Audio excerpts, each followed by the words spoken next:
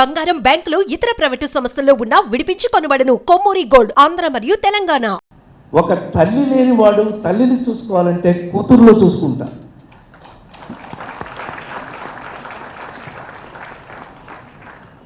మా అమ్మ చనిపోతే 10వ సంవత్సరంలో, నా 10వ ఏట మా అమ్మ చనిపోతే,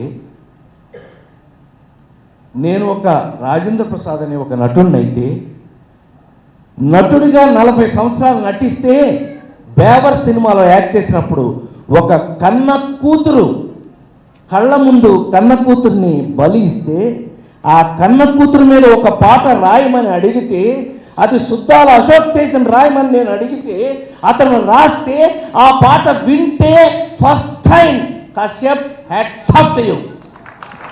అతను లేడు ఇక్కడ, అతని కర్మ, వాడు లేకపోతే వాడి కర్మ. వాడు ఉంటే బాగుండేది. వాడు పాడితే ఆ పాటని ఫస్ట్ టైం మీరు నమ్మి తీరాలి. ఇంత ఎమోషన్ నాకు ఎందుకు వస్తుందని చెప్తున్నా. రమేష్ చెప్పాలి నాకు, ఆ పనికి మాలిన సెల్ ఫోన్లో వినిపిస్తే నేను ఏడ్చి ఆ రోజు సాయంకాలం ఇంటికి తీసుకెళ్ళి, నాకు ఒకే ఒక కూతురు, దాని పేరు గాయత్రి, ఇంటికి తీసుకెళ్ళి దాంతో నేను మాట్లాడినాను. ఎందుకంటే అది లవ్ మ్యారేజ్ చేస్తున్నాయి, ఇవన్నీ మామూలు విషయాలయ్యా.